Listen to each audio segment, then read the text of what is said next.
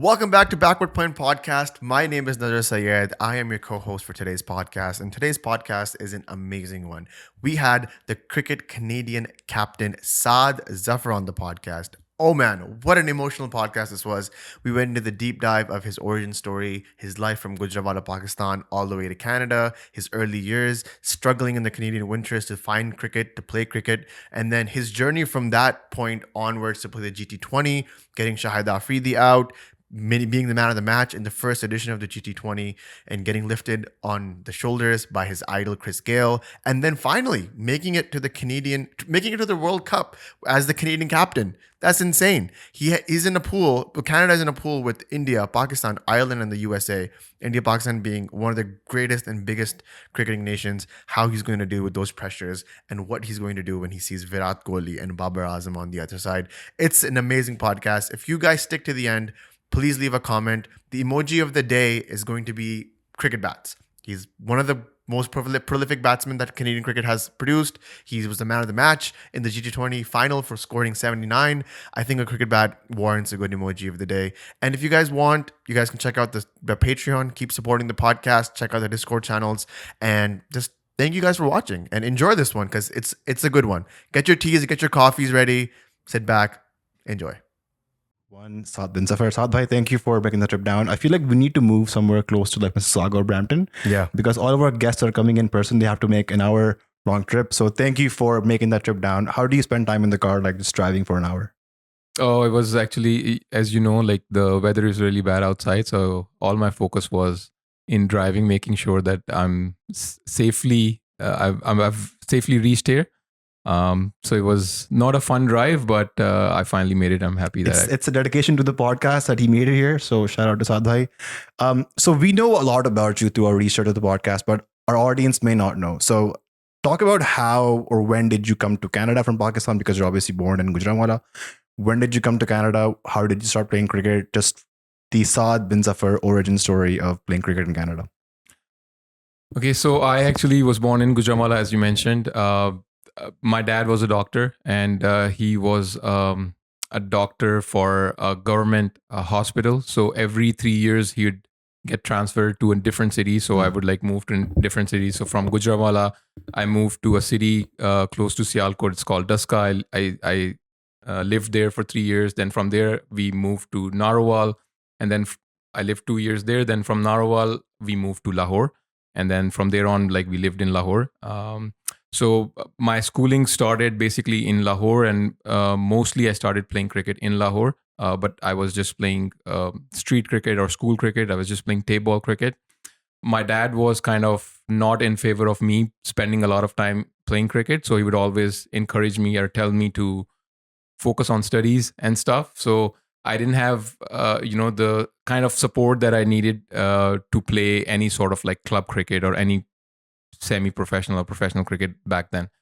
But then when I was in grade 7, my sports teacher spotted me playing table ball cricket in school, and then he asked me to come and join the hardball cricket team. So then I started playing hardball cricket when I was in grade 7. Then grade 8, I got selected for the junior school team, and then from there I got selected in the senior school team when I was in grade 9. And it was kind of an achievement in itself, because most of the guys in my school, they were also playing club cricket. So outside of school, they would also like play for their club, or they'll have like net sessions in evening times on the weekdays, which I did not have permission to.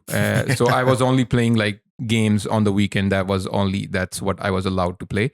I didn't have any time outside of that to practice or play cricket outside of that. So I didn't play any club cricket while in Pakistan. Now, when I was 17, I was doing O levels in Pakistan. That's where my dad decided to move to Canada, and I was the eldest son. And oh wow, I feel the pressure already. Yeah, you feel the pressure, and the decision was solely based on me getting into university and get good education. That was the primarily focus of us moving to Canada. So when we migrated, I started grade 12. That was in 2004 when I moved. By 2003, I kind of knew that my family might move to Canada. And at that time, one of the concern was that I may not be able to play cricket when I moved to Canada, because when growing up, we never heard of cricket in Canada. Basically, in the cricket circuit, we never heard that name. But then 2003 World Cup was happening, and then that's where the first time I saw Canadian team playing in the World Cup, and that's where like I kind of like felt good that okay, I think there is cricket in Canada, so that's something that I can play and continue on the side. So when I moved to Canada in 2004, I started playing tape ball cricket just on the streets again with a couple of friends that I made. And then I knew there's hardball cricket there, but I just did not know like who to approach or like where to start it from. And then one time during summer holidays, I was doing a part-time job in a telemarketing company, and I was just sitting making phone calls, and two of the guys walked in, and they were talking about going for cricket training practice after meeting with this whoever they came there to meet. So I overheard them. I wanted to ask them, like I was curious about like where they're going for the cricket training, but I was kind of a shy person, so I didn't really know like how to approach them. But then I was like, okay, you know what? Let me just go and ask them. So I said like, like I heard you guys talking about going to some Sunnybrook Prague to play cricket. I was living in Thorncliffe, so that's where like my work was close to in that area. So they said, yeah, we play for a club, so we're going for our cricket practice. So I said like, I play cricket as well. Can I join you guys? They said, okay, come along. So that's where like I went and I had a net session with them. I used to be a fast bowler back then. I used to mimic Wasim Akram's action, and I was pretty nippy as well. Did you have the in-swinger? I did have the in-swinger. You were also left arm. And I was left arm, yeah. And then again, I didn't really know the science behind it of how, but I was like how I got that in-swinger going at an early age. But I would just see him and just try to copy his action, and then I would have that kind of a swing as well along with my pace. So they really liked me when I played with them, and then they just immediately told me that you have to like play for our club. We play club cricket, and we play we have a club, we play under 19, and then we have senior team as well, but we're registering you, and then let's get you going on the club cricket side. And is this the Toronto District Cricket League, like the TND? The club that I played for, initial club, was called Overseas Cricket Club, and it comes under TDCA. So and that was like 50-over matches. 50 over. We used to play 20 overs for under 19, but like the senior teams, the senior divisions would play 50 overs. Yes, because we had a similar story where I came to Canada when I was 14, he was 16, and this is back in 2012. So our main concern was similar to yours. We're going to Canada. Is there even cricket? How do they play cricket? Because we heard the Canadian team was at the 2011 ODI World Cup. Yes. So we came here, we played our first game in the Scarborough League. And the funny story is because in Pakistan, you play 20 overs, right? So we grew up playing 20-over cricket. We go to the game, Scarborough League, 20 overs happen, we're bowling first. And then we go for a drinks break, what we thought was the end of the innings. So we're going off the field. And we're like, it's 20 overs, only 65 runs have been scored. Like, this is we can chase this. And then our captain was like, bro, can't jaa rahe ho, wapas aao. Like, it's only been 20 not overs. Even halfway there yet. And we're just, for the next 30 overs, we were just in shock. We're in shock. We've played school cricket in Karachi, and we've played school cricket in Pakistan. And those are all 20 overs. And because we were also in O-levels, we were playing tape ball as well for our school. Yeah. So those were like 10-over games. So we would never we didn't have the stamina to ever play 50 over. Yeah. When you made that switch from under 19 and then you got selected and you played 50 overs after that, did you find that the longer format was a bit more tough? It was struggling, the stamina, the workload. How did you manage that at such a young age? So actually, the school cricket that I played in Pakistan, that was actually 50 overs. So nice. I was exposed to the 50-over format. And then also as like T20 was not that big back then. I didn't even think it like on the international stage it had started. Right, yeah. So we would watch the games like when we would watch Pakistan play, different countries. It was all 50 overs. So like kind of like, I mean, visually we would know it's a 50-over game. Then I also was exposed to playing 50 overs in school cricket. Yeah.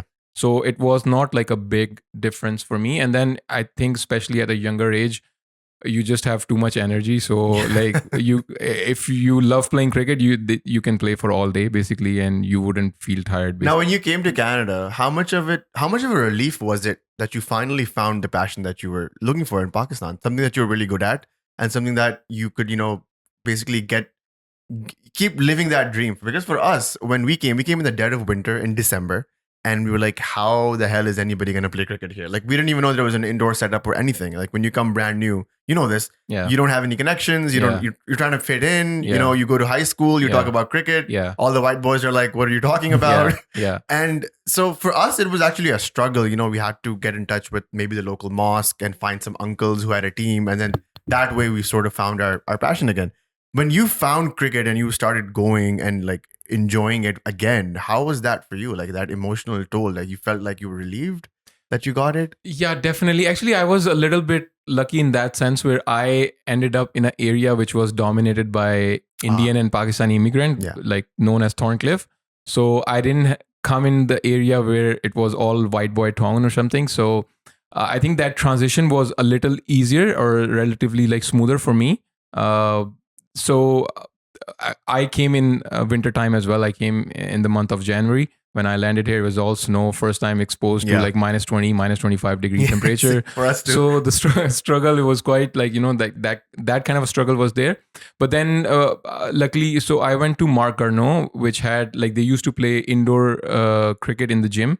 So I started playing that. Then when summer came after a few months, I started noticing, I looked out of my, like I was living in a apartment building. I looked out of my window. I saw a couple of guys, holding cricket bats, and they're walking towards an alley. I just followed them and I saw them playing cricket there. So I just like approached them. I said, can I join you guys? Can I play with you guys? And then I started playing table ball cricket there.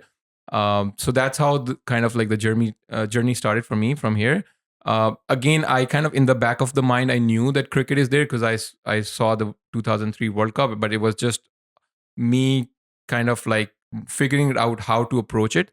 I Googled like some of the clubs in Toronto. Like I found some like connections there, but I didn't really have that kind of a support where like I would ask my dad that, oh, I want to join a club or something. It was nothing like that. It took a while, but I was still playing cricket, like tape ball cricket on the side to just. So I want to like talk about that a little bit deeper, because so how is your relationship with your dad? Is it a good relationship? So my dad, he's like, I mean, I won't say it's like a bad relationship, but I think him being kind of me being the eldest son and him being just worrying about me not getting exposed to a bad company at an early age. Because in Pakistan, like when you go out on streets, you meet all kind of people. So when you're playing cricket, like he was okay with me playing school cricket or like cricket in like around like kids who comes from a good family, like a doctor family, or but he just wasn't like willing to let me exposed to like go and play in any streets you want or go out and play any tournaments. Like I guess he was kind of protective in that way. So yeah, like I mean, so with my kind of relationship was like mostly like it was kind of a one-way street where like if he has said something, like It's done. yeah, he wouldn't take no for an answer. Yeah. So I would have to like accept the way like how things is, him being like the in charge of the household. So yeah, like in a way, like if I in hindsight, if I look at it, I think that he could have been like more lenient and more flexible on certain things. But I think everything happens for a good reason, and he had like good intentions of how he wanted to be protective about me and my decisions in life and my surroundings in life. So I think he did the best, like what he think was the best for me. I think we had like the same dad, because our story is pretty much the same. I wanted to pursue writing. I am a good writer still. And he was never into that idea, especially when you move to Canada. It's like you only do three things. You become a doctor, engineer, or lawyer. Yeah. And engineering was something that I was a good at, and I didn't want to pursue it like that. But for him, it was like it was a big no. There used to be fights in the family all the time, like dinner tables and all that. And because I was like, I'm actually really good at this. And now that this podcast setup is doing really well, and he's seen like all of the guests we've had, he's like, oh man, you are doing something good. Yeah, no, like, definitely. So similar thing with me, like where like I never thought like I could ever become a professional cricketer. Like I never was exposed to like coaching early on, and I didn't have that like family kind of a support that would support me to go and play cricket to a point where I give myself a chance of becoming a good cricketer and then like having it as a profession. So I don't even know, like it was like out of the odds that I became a professional cricketer. And now if I look at like kids who get a lot of support, and they have put them in in academies, and their dads would like be like there for hours. They would spend time in the nets with their kids. Like I look at those kids, I feel like you guys are blessed, man. You guys Yeah. have a head start on us, and if I can make it, then by all means, you all can make it as well, basically. What was that oh wow moment for your dad to be like, oh, you've actually made it? Like, what was that moment for him where he was like, I guess I can give you my blessing now? I think You that can was play. that would be like quite late in my career. I think that would be like the first GT20. Yeah. I 2018? think, yeah, 18. Even before that, I was playing for Canada. Even when I first debuted for Canada, I called him and I said I got selected for the Canadian team, and I was in university back then. So his first reply was that, would it impact your degree? Like, like would you have to miss a semester or something like that? That's a classic And dad instead reply. of him saying, "Oh, congratulations, I'm proud of you," that's what he said. So in the back of the mind, he was still concerned. Like he knew that cricket is not like a profession in Canada. So yes, he has made it to the national side, but like his degree might get impacted. So his concern was still there. So, I mean, yeah. So like I think he realized that change factor was in 2018 when like on TV when I won the man of the match in the finals in GT20 first season, and I was all over the news. I think that's probably the time where like he was kind of like say that, okay, he's doing something good. Great. When did you make that transition from being a left arm fast bowler to a left arm spinner? How did that happen? So I was playing club cricket, and the season is only 4 months long Yeah. in Toronto. So you train indoor throughout the year to like just play that 4 month of cricket. So in 2014, I early on in the season I broke my back and I was out of cricket for, I think it took me 2.5 months to come back. How did you break your back? Just bowling cricket, and when you're young, you don't focus too much on warming up properly and like I've been taking there. care of your Yeah. muscles, because you're young, you just feel like nothing's gonna happen to you. Exactly. So early on in the season, it's cold. We don't warm up properly, and you're bowling at full pace. You're bending your back. I broke my back, had like muscle spasm and everything, and I was gone for. That's exactly the Yeah. story. That used to happen to me back when I was playing. Like I wouldn't do anything the whole winter. Yeah. And summertime comes. You I don't right even away. stretch. No Yeah. warm up. Just go Yeah, straight you into just go. bowling. And I was injured like for 4 summers in a row. Yeah. But now I've joined a It gym. was so I bad. stretch. Yeah. It was like after 3 games, he'd come back like mom is icing his back Yeah. and dad is lifting his legs. Yeah. And it's like he can't just walk. He could not move. He was stiff as a rock. And I feel like, again, that comes back to what you were saying with the whole academy thing. We just didn't have the awareness that Yeah. this is something we need to do. Definitely, yeah. So that happened, and then so I kind of like missed a lot of games. So I recovered, played the last leg of the club cricket, and then next year same thing happened. So same thing happened. I broke my back again, and then I was like, I cannot miss a lot of games. I still have to find a way to play. So then, like when I was partially recovered, I was not recovered enough to bowl fastball bowling. Then I was like, okay, let me start with spin, and just to get games, basically, yeah. So I started bowling spin, and at that time I realized, I said, it's not actually bad. Where like I'm not, when you're bowling fast, you're huffing and puffing, and it takes a toll on you. And sometimes you don't even get enough wickets, especially the kind of wickets we have in King City. They're mostly like spin-friendly wickets. So I was putting half of the efforts that I would put as a fast bowler, and I was getting more returns where I was picking more wickets. So I was like, that's not bad actually. So, and then I just continued on from there. And then very soon, actually, I think in a year and a half's time, I actually got a call from the Canadian national team as a spinner. They were actually looking to find new talent to transition into, for future. So I got an opportunity in 2008. I got a call. We used to play 4-day cricket back then. Canada used to play that 4-day cricket. So we had a home series against Bermuda and Scotland, and I was picked as a spinner. And then from there on, then I was like, okay, let me just work on that and just become a better spinner, basically. And this is 2008, right? 2008. So you're still in university at the time. I was, yes. So how are you managing playing cricket for Canada, first class, and then also being a full-time student at UFC. We went to the same program. Yeah. I was also in the UTSC management program. It's a very tough program. It's very challenging, especially with the co-ops and how hard all the courses are. So how are you managing both the things? So basically, for the series that happen in Canada, I didn't really have to take time off much. And for even the trainings were usually in the evening. Canada did not have like a very busy schedule, and I was only picked for 2 series. So it was not like I became like a regular member of the team. 2009 was the one time that I got picked for an away series to Ireland.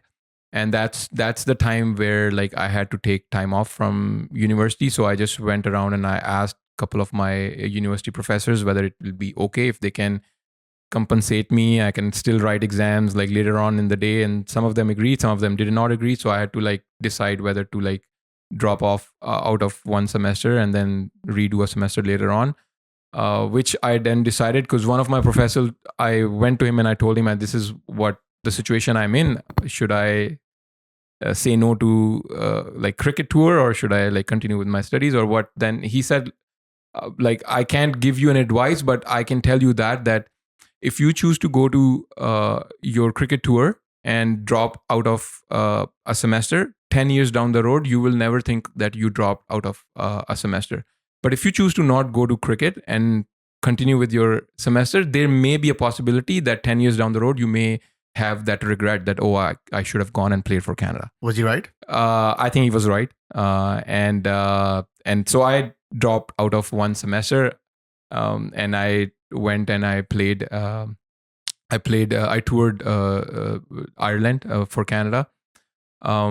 So basically, So and then also whenever like we had cricket training and stuff, we would just have to manage like studies time with. I would take maybe one course less, or instead of taking 5 courses, I would take 4 or 3 sometimes. I would just manage my my classes and my schedule around it. And that's how I kind of like managed it in the beginning. You have to have like insane work ethic to do that, because university is extremely hard.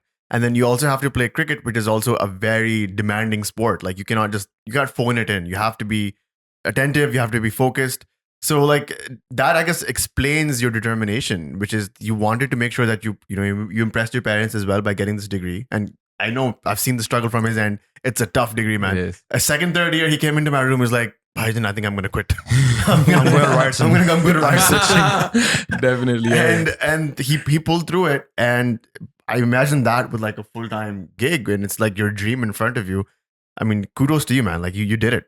Genuinely. Yeah, definitely. And I feel like when, as humans, you develop those work ethics because you have like things in plate that you really want to do and you don't want to let go of. And then you look at, okay, how can I work around it, or how can I achieve it? I'm just like, in my mind, I think like if cricket passion and dedication and that me not willing to let go of cricket was not the factor there, whatever I achieved in studies in, let's say, in a 10 or like a 5-hour span, I would have done the same thing in 10 hours because I knew I had time in hand, right? Yeah. Just because of the fact that I knew I had cricket training in the evening and I have to finish this task within this allotted time, it developed that kind of like, work ethics in me.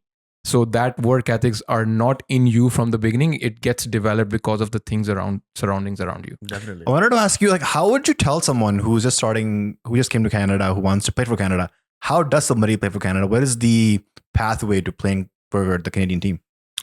So the pathway is basically that you play, you get to a level where like you play in the top league, top division in a league that you're playing in. And from that division, if you're doing well and you're consistently either scoring runs or picking wickets, whatever your role is, then you get picked in your provincial team. And then we have national tournaments every year. So you play for your province. And then in the national tournament, if you perform well, you caught eye of the selectors, then you get picked in the national team, basically. Okay. So what was your first sort of away tour, like your international match that you were exposed to other international players? Because I wanted to basically understand, like, what is the disparity between the Canadian players versus the other players? Because obviously we don't have the same facilities. The climate here is not very supportive or conducive to cricket. You're indoors 8 months. You can't replicate the same sort of outdoor practices indoor. So what is that disparity like, and how is the first tour experience for you where you were exposed to other better players than you? So my first away tour was in 2010. We had World Cup qualifiers in Dubai, and before that, our coach took us to a preparation tour in Sri Lanka, where we got to play against Sri Lanka A side. So all those guys were like in Sri Lanka A side were all those guys who were at the brink of just making it to the national Any team. notable names? I think Pervez Maroof was playing that match. Pervez Maroof was playing in that match, and Udana, Isiru Udana, I the think left arm bowler. Jeevan Mendes was another one. Udana was there, a fast bowler. Yeah. Nuwan Pradeep was also playing. Nuwan Pradeep was there too. I think, yeah. We did our research. Oh, okay. Yeah. So I think that was my first exposure. And then Afghan team was touring as well. Sri Lanka, same. They were there for the practice games as well, and we got to play against Afghan team as well. And even in 2010, you can tell that they had a future. Like the way they were competing and playing against Sri Lanka A at that time. Pretty much same names: Mohammad Nabi, Mohammad Shahzad, Najib Zadran. They all were there. They had that left arm fast bowler, tall guy. Shapur Zadran was there. Was yes, he was there. So like they had like all these guys, and they were like really good, and we played against them as well. So at that time, like we were exposed to that kind of like competition, basically. Yeah. Were you guys up to the challenge? Did you guys hold your own, or because at that time it was still an associate team, and there's a certain expectation you have of associate teams where you're like, oh, they probably won't give enough competition. They probably won't be enough at full strength. But when you guys were playing those A teams and Afghanistan's A team as well, how did you guys hold your own? How was it like? Did you guys finally feel the pressure, or did you guys do good? We did have like few close game, but again, consistency was missing. So you'll have couple of close games, and then you'll have couple of just walkover games as well. At the end of the day, it all comes down to the experience, the number of games that you have under your belt. I think talent-wise, that's not the issue. It's not that you guys are less talented than the others. It's just that the others have played the game more than you. They have more number of hours, more experience on the field, and they're just in better position and better experience than you to control and know where the game is going and how to basically navigate the game, basically. So it's always been the case where we feel like we just do not have enough exposure to high level competitive cricket. Even I'll just take an example, even just for now, like, yes, GT20 is really good that it's happening for Canadian cricket, and that it exposes us to like that top level competition. But then it just happens for 1 month. What happens in the remaining 11 months? That's the case. If somehow we can replicate and can find a way to keep ourselves exposed to that high level competition, we will have a faster growth. But if you're just exposed to a tough competition and then you don't get enough of that kind of exposure throughout the year, then your progress is either like very little or it's just stagnant. So how would like a Canadian team be exposed? Maybe away tours during the winter, or just, practice sessions? I mean, because we understand how tough the winter is right now. It's -10 outside. It's crazy. Yeah. There's no cricket being played for that amount of time. So how would you tackle that moment then? So basically now, before Canada did not have an ODI status, we lost our ODI status in 2013, 2014. From there onwards, once you lose your ODI status, you don't get a lot of money from ICC. Your board does not get a lot of money. You play at a lower division, lower league against like relatively weaker sides. Like ODI status teams don't really want to play with you. So all those things then factor in, and it stops your growth. But now finally, after like a very long time, last year, we secured our ODI spot back. Congratulations by that. Thank you very much. So basically now going forward, our ODI circle starts from this March. We have our first series against UAE and Scotland in Dubai. So now like we're secured. So basically now we're getting more money from ICC, more support from ICC. So hopefully we'll have more matches throughout the year. Before that, Canada would only play 5 games throughout a calendar year. Wow. Now over the next 3 years from ICC, we are guaranteed around 38 matches in ODI, and then we have T20s on the side. And then since Canada has more money, they can also go and invest and take us to training tours during the winter time. So basically now you have more resources to grow the game more, basically. Yeah. So as I understand, you quit your full-time job around 2019. Yeah. So right now with the ODI status, the funding from ICC, with the GT20 happening in our backyard in Brampton, is it financially viable to be a full-time player for Canada? Yeah, so now last July is when we started, we received our full-time contracts. So basically, I think 14 of us are on full-time contracts. And then I think around 3 or 4 of the guys are on part-time contracts. So if you are on a full-time contract, yes, you can live off of the full-time contract. You don't really have to work. That's good. That's a very different change from like what we've heard from former cricketers. Like they had to do part-time jobs. I mean, we were just talking about, we were just reviewing the Pakistan-Australia series, and even Amir Jamal had to do Uber Eats as a driver when he was in Sydney. Like that disparity must really be shocking. Like in the morning, you're doing nets for 3 hours with the best cricket coaches in Canada, and then in the afternoon, you're trying to, I don't know, like doing security or whatever it is to make ends meet. Now that you have that full-time contract, how does that make you feel that you don't have to think about the financial worries? You can go on and play cricket as best as you can. Definitely it plays a part because I mean, I've lived that life until last year. Like I was like working and managing cricket alongside and everything. So it was quite tough. Now finally we have received contracts, but again, like it's just enough to make a living while it lasts. Yeah. And then as a cricketers, you don't know whether like based on your performances or it's injury prone. It's still not to a point where like in India or Pakistan where like you play for India or Pakistan for 1 year or 2 years and you're good. You're good. Yeah. So like in Canada, like if you do not get your contract not get renewed, then again you probably have 2 or 3 months basically to find a job. Yeah. So like I mean those kind of worry is there, but it's still a start, which is a good start. It's a step towards the right direction. So now it's relatively easy because whenever we would go and compete, I think that was the kind of like a thought that would come in our mind that only if we could play and dedicate our time to cricket full time, we could achieve much more things than what we are achieving right now. Yeah. So I think that was much needed. And now we are in much better position where we can dedicate our time properly to cricket, and we can focus and we can do all those processes that would sort of like make us guarantee us success in future, rather than like just being all over and just tackling with like financial issues and so many other things. One of the great things that happened to Cricket Canada was the GT20, and it first happened in 2018. A lot of big names signed up, and that's sort of when the final of that match, we'll get into that, was when you sort of peaked your stardom. Part of playing in that league and playing with those top tier players is facing a lot of quick bowlers. I think Peter Siddle was there, Fedel Edwards was playing, Mohammad Sami was playing.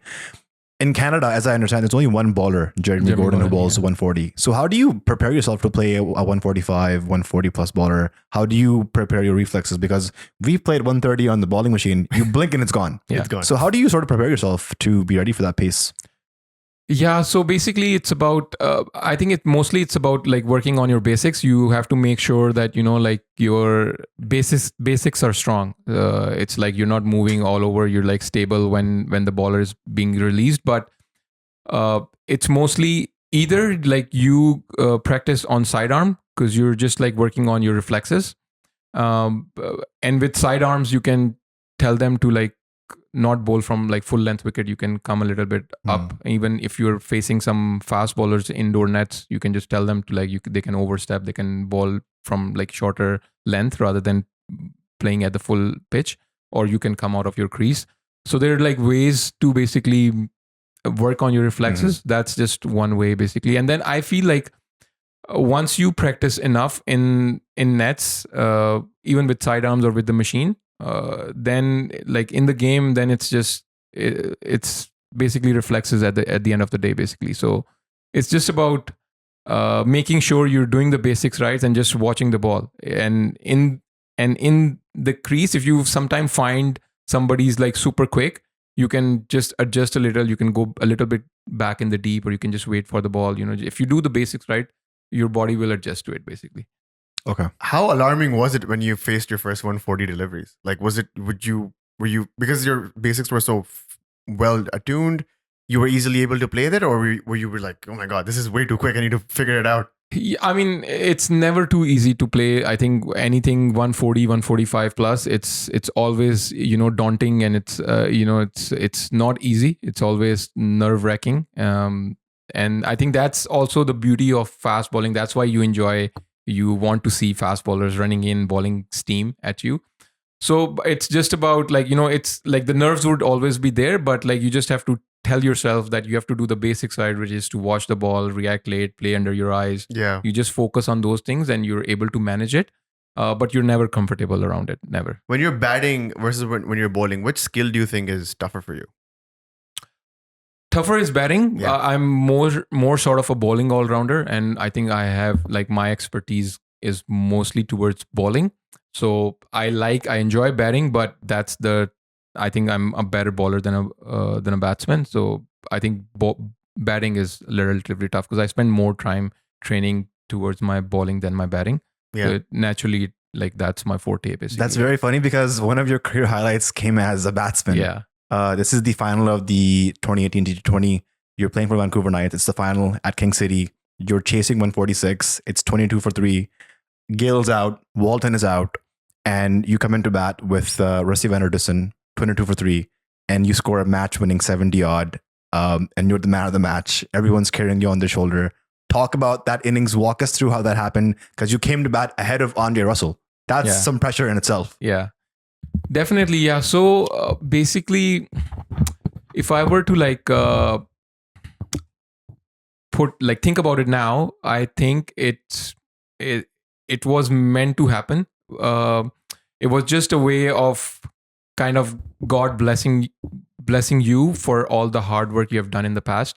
So I'll just take you a little bit back. Then GT20.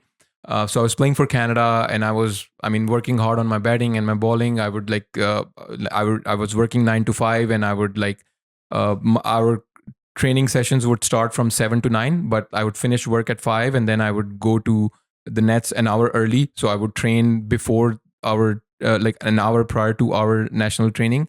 And even when we finished at 9, I would still stay another half an hour, 45 minutes. I would still train. And then I would go home around 10:30. I would have dinner, and I would sleep, and I would have to go back to work again. So it was that kind of a routine was there. I was doing nothing else but work and then cricket. So I dedicated myself and I practiced really hard. Comes the qualifiers time or tours that we went for to represent Canada.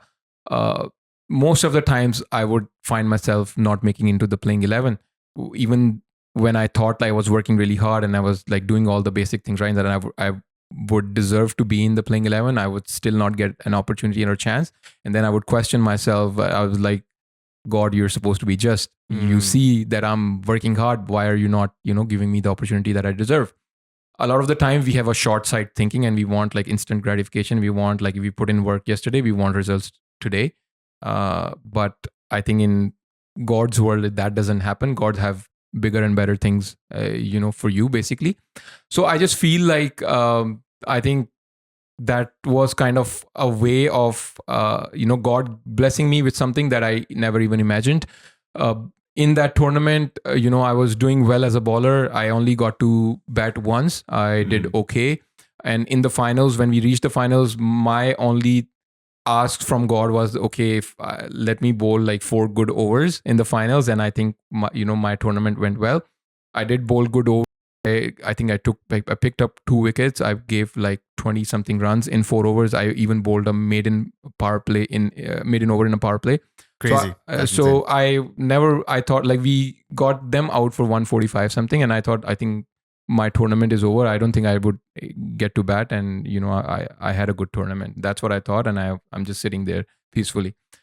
all of a sudden we lost 2 quick wickets.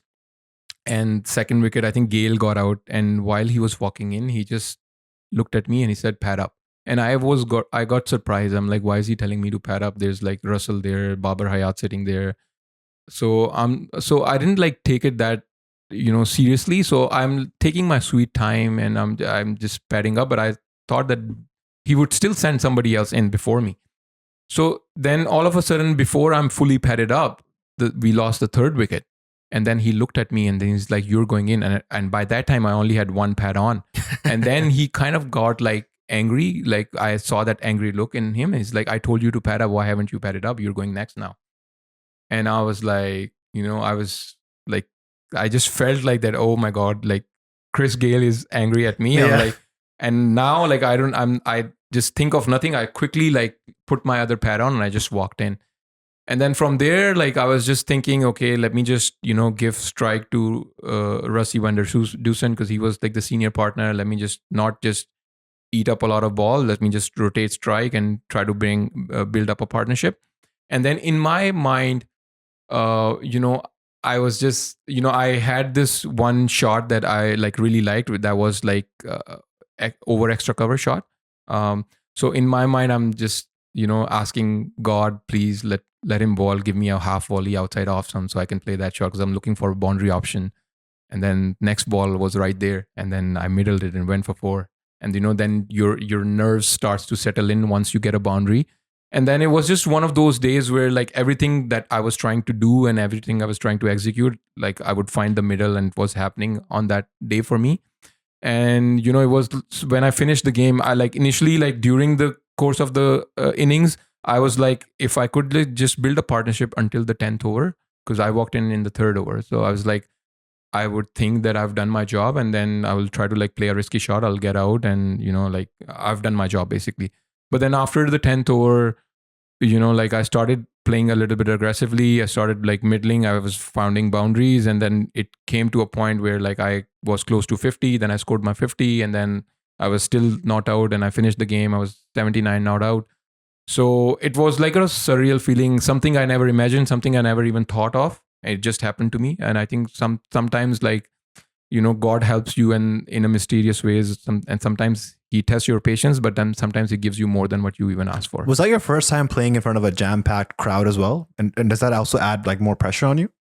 It was actually first time us experiencing, like a crowd. But I think like the pressure of the game is such that all those things like fades away. Like you do feel pressure at one point, but during the course of the game, it's just like you and the other team, and like you have to like block those kind of like noises and everything, and you're like so focused on the task, and you're like nervous about so many other things that like that part is like it goes like it does not have that kind of an impact that it would have like you'd think it would have basically. Now, for me, I thought, even though you're right, that man of the match in the final moment is probably one of your peak moments. But for me, when I was going through your cricket playing years, what stood out to me is match that you played in the qualifier in 2019. Now, why that is because my favorite player of all time is Shahid Afridi, and you got him golden duck in that game in the qualifier number 1. You took 4 wickets. Colin Munro, Shahid Afridi, Abraj Khan, and Nitesh Kumar. You took, I think, 4 for 22 in that game. Yeah.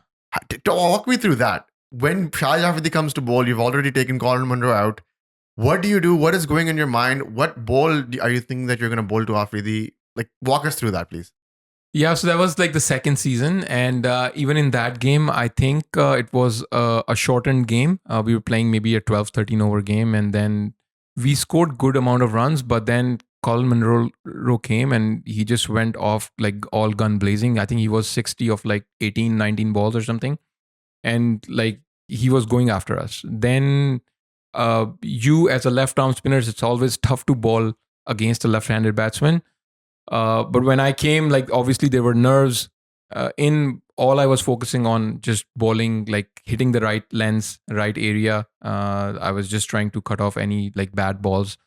That was the focus. And I think like one of the I think we had like a strong breeze going on that particular day. So I was getting a little bit of drift in, which was like outwards for Colin Munro. So I think he played one false shot. He got caught on the long off boundary.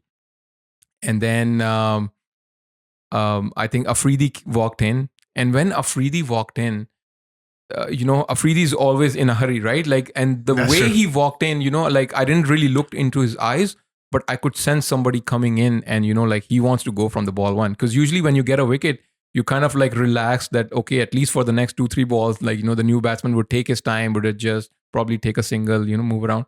But the way Freedy walked in and, he's in a hurry and, like the way he put his bat down in the crease, like I'm like, oh my God, he's gonna hit me in the first ball. It's gonna be a wild swing or something, right? So I just didn't want to overpitch. I just wanted to like keep the ball a little bit away from him. So that's all that was running in my mind. And so I was so nervous and so scared. I didn't even look in his eyes. Like I was just looking down at the wicket, and I just wanted to like pitch the ball away from him. So I bowled my ball. It was a little away, but then last moment it drifted in and it skid through. And initially, like he wanted to come in the front foot, and then he saw the ball drift in, and then he just played like towards the mid wicket, and he missed it and hit him on his pad. And then I knew it's hitting the wicket, so I just went crazy at the umpire. And I appealed like like whatever the aggressive way I could. And when I saw that umpire raising the finger, and I just went like crazy. And I actually did not actually believe that I got Afridi out on the first ball, so it was a great feeling. Did you have a chat with him after about that? Because he's a very nice person. Yeah, off he the is a field. very nice person. And I didn't even I didn't have time to chat with him after the game, because we just shook hands and we went into our own dressing rooms. And Afridi is kind of a person, he doesn't spend a lot of time in the ground. So I think, especially like, I think when he has like family traveling with him, he would just like finish the game and would go. Sometimes he doesn't even like go in the team bus. He would just go. Yeah. Somebody would take him. Yeah. And he would just go. I didn't have time like after like in the game to have a chat with him. Next day actually was Eid. Yeah. So we were playing finals and they got knocked out or something. So I think I was going somewhere, and I was in the elevator, and then the elevator door opened, and Afridi was in Shalwar Kameez. I think he was going somewhere, maybe for an Eid namaz or something. That's where like he shook my hand. I didn't even know if he would remember me or would remember my face then, but then he went and he shook my hand. He's like, good luck for the finals and this. And that was like the brief talk I had with him.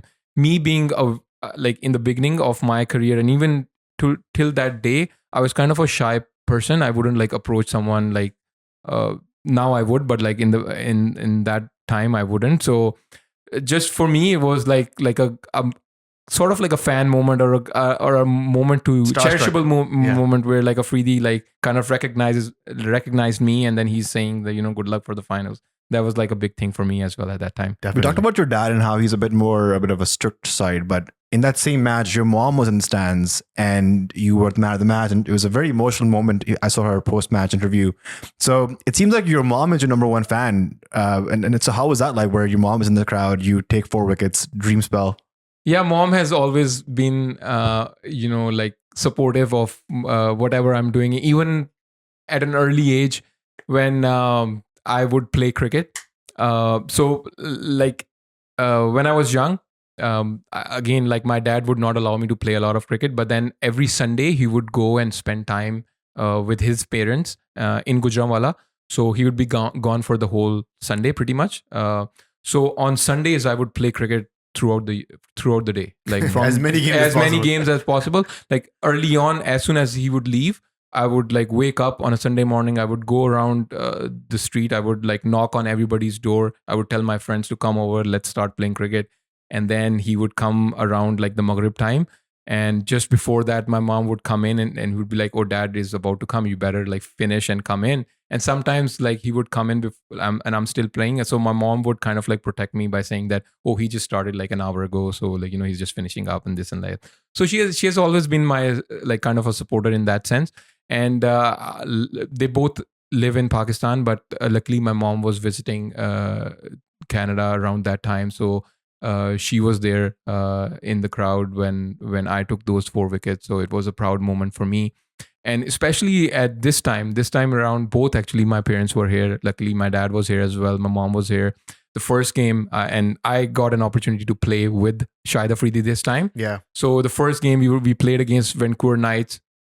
It was a 15-over game. We scored 150 or something, and the way Rusty Vanderdusen was playing alongside Fabian Lallen, I was 10 overs. They were like 100 odd runs for 3 wickets, and it seemed like they would just finish the game and over to spare.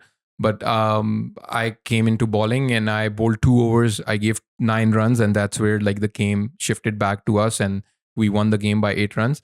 And after the game finished, I went to. We were going towards the bus, so my family was there, so I introduced my mom to Afridi, and I said to Afridi, like, this is my mom. And Afridi goes to my mom. Afridi says that आपके बेटे की वजह से आज हम match जीते हैं. So like that was kind of a very emotional moment for me, and very cherishable moment that, you know, somebody like Afridi is not just like meeting my mom, but he's also telling her that we won because of your son's bowling today. I think that was like one of those, you know, memories for me to remember for a very long time. So like I think those are the memories I think that's we aspire to make and to play for. And I think those are beautiful moments that will like stay with us for a very long time. It's good on Shahid Afridi as well to do that, because he's a big man, he's a big heart, and he also recognizes, you know, good talent where there is. Yeah. So playing these leagues, the G20, you're just rubbing shoulders with some of the big players, Chris Gayle, Tim Southey, Afridi. I think they put you and Afridi and Monroe in the same team because they were scared that you will get them out again.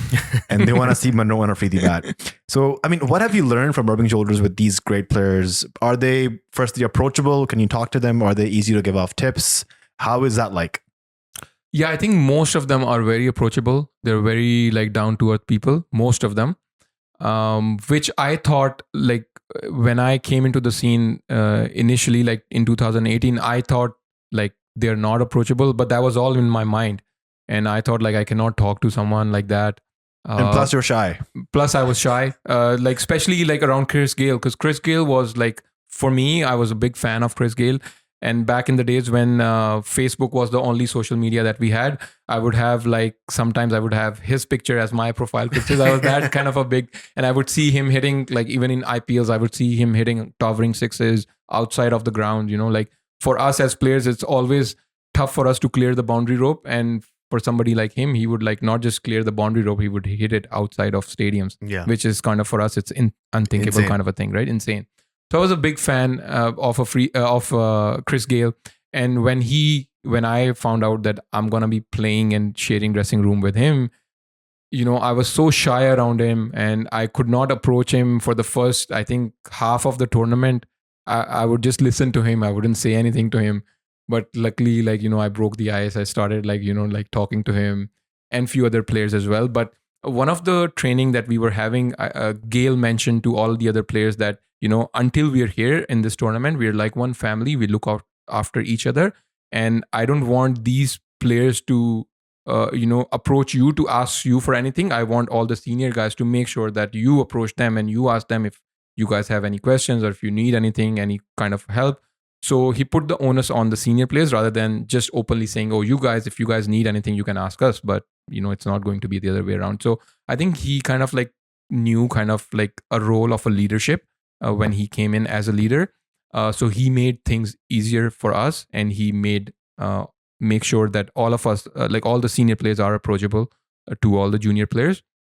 So that kind of like broke the ice. And then over the time when I played with other players, I think to me, I just also felt when they see your talent, and when you know you're not like too much apart from them, they take you seriously, they will give you that respect as well. So I think at the end of the day, the onus comes on you as well as a player. If you're just another player who just somehow made it in to these leagues or whatever, and you're not like good enough, they may not open up with you a lot. But if they see that you are deserving and you are like an international player of that caliber, they will give you respect, and they will like spend time with you, talk to you about things. Who have you learned from the most in these leagues? What player has taught you the most? I would say I spoke the most with Andre Russell. I think he's one of the guy who was basically, in terms of like the mental aspect of the game, I've spoken to him a lot, and I've taken his advices quite seriously, because if somebody who's like, it's one of the best out there, like he's one of the best T20 finisher and Hands an down. all-rounder of the game. So if he's telling you something, then it actually means something, basically. So from the player's perspective, I think he is I've valued his insights of the game quite a lot. And some of the coaches I've worked with, Carl Crow is one of the coach, that a spin bowling coach that I've worked with. He is a coach of Sunil Narayan. He's hired by KKR in IPL and TKR in the CPL, and he, like, throughout the year he works with Sunil Narayan. I got an opportunity to work with him a few times, so he's kind of like my bowling mentor. And then I'm still in touch with him, and every time I would see something not working for me, I would send him my videos and we'll have a discussion. So he's someone who's advices I would value a lot usually. Great. Let's move over to the current affairs. Canada is, the World Cup, the T20 World Cup is being hosted by the USA and West Indies. Canada's schedule was announced. Canada is in one of the most prized pools, I would say, in the World Cup this year, and any World Cup at all. They have Pakistan, they have India, they have Ireland, and they have the US. arch rivals, the US. Yes. How does that make you feel? You're leading Canada into this World Cup. You're going to be playing with Shahid Afridi, no, but his son-in-law. You're going to be playing with the best of the best. There's Shaheen, there's Babar, there's Bumrah, there's Kohli, there's Rohit Sharma. Even USA is a strong opponent for you guys. Ali Khan in the USA. Ali Khan, yes. What mindset are you bringing to that World Cup? You guys want to hold your own? You guys want to proceed? How are you going to tackle this? Give us some insights. When I think there's a saying, when it rains, it pours. Yeah. So I think for the longest time, we had that drought of not making it to the World Cup. Last time Canada played a World Cup was in 2011. That's been almost 12 years. So now after 12 long years, we have finally made it to the World Cup. And now we have not just made it to any World Cup. Now, first good thing is that it's happening in North America. So USA is just, a short flight away. We'll see a lot of, support from Canada. We'll be there. Yeah, people will travel there and watch us play. The other good thing that's happening, that we're playing the opening game of the World Cup. So the opening game would be Canada versus USA. Sorry, I was also the first ever international match for cricket played, Canada versus USA. Yeah, the oldest rivalry. So we have a history, basically. Yeah, the first ever international game between any two countries was a Canada-USA cricket game in 1844 or something like that. So we have that kind of a history as well. So thanks to ICC for giving us that opening game and against USA. And we all know that, the opening game usually gets a lot of eyeballs. Everybody's excited to see the World Cup kicks off and they want to see how things are, proceeding. So we'll get a lot of exposure just because playing the first game. And then on top of that, we are placed in a pool which has India and Pakistan. India and Pakistan are the two countries who have the most fan following, basically, viewership. So just to be in that group, basically, you couldn't have asked for a better group, So in terms of exposure, it's the best group to be in. So there's a lot of good things that are in place. Now, coming back to your question of how do we see and how do we kind of prepare for that moment? I mean, right now it's that kind of a phase where you cannot really put into words, basically, the kind of excitement that you have, that you would get to play against the likes of Babar Azam, Shahid Afridi, Virat Kohli, Rohit Sharma.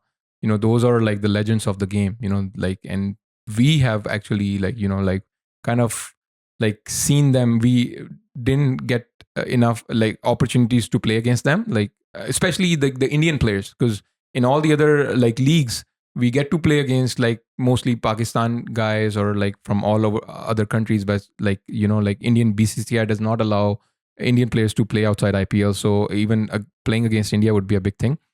So it's it's a great feeling right now, but we have to put that kind of excitement feeling on a side, and we have to realize that we are going to be competing against them and we have to take them as an opponent.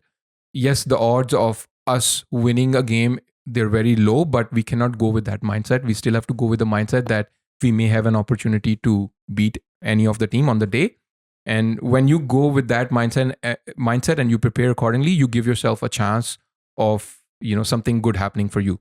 But if you walk in just saying, I'm just happy to be here and that's about it, and I'm not going to give my best, then things won't happen for you. So it's about like recognizing that it's a big opportunity. Yes, that part is done. Now the work starts that you want to play your best cricket on the biggest stage. So I think that's where the focus is now. And the next 5 months leading up to the World Cup, we will spend in the preparation that will give us the best chance to play our best cricket on the day. And I think it's not a huge task to be like, maybe Canada can come out with a win with these games. We just saw Netherlands beat South Africa twice in the T20 World Cup, which actually paved the way for Pakistan to make it to the finals. And then we just saw it recently in the 50-over World Cup. They again beat South Africa, who went on to play the semifinals. So it's not a big ask. T20, because of the way that this game is structured, the smaller format helps teams. And there are upsets all the time. Zimbabwe beat Pakistan in the 2022 World Cup, a team that played on the finals. Yeah. So I would not be surprised. And if I'm being honest, being a Pakistan cricket fan, I've seen them choke. Yeah. And I've seen them play against teams that they would, the thing with the Pakistan cricket team is if it's a great team, they rise to their level. And if it's an okay team, they go down to their level as well. And I think the best chance that you guys can actually pull that win. That would be amazing to see. One good spell, one good innings that could change the whole course of the game. Yeah, definitely. That's as we spoke about, I think T20 is a format which gives more opportunities for a weaker team to come into the game and win a game. So we understand that, and we just need to prepare ourselves, and we don't go in with any pressure. Like the pressure is not on us, the pressure is on them, basically. So we just need to make sure we play our best cricket on the day and we express ourselves. And we don't take any extra pressure off the game. And I think if we are able to do that, anything can happen, basically. I think you guys should think about it in terms of an opportunity point of view. Like you mentioned, India is playing, Pakistan is playing. The amount of eyeballs on you guys during these matches is going to be insurmountable. One good performance could maybe land you an IPL contract, a CPL contract, a PSL contract. So the opportunities are there, and we wish you the best of luck. And hope that you guys can do well. I'm hoping for you to ball an amazing arm ball to Rohit Sharma, get him bowled between bat and pad. It's possible. It can happen. Yeah, Definitely. Inshallah. Yeah, definitely. Yeah. So Saad bhai, thank you very much for taking the time out with us. We've gone overboard from the time that we decided to do.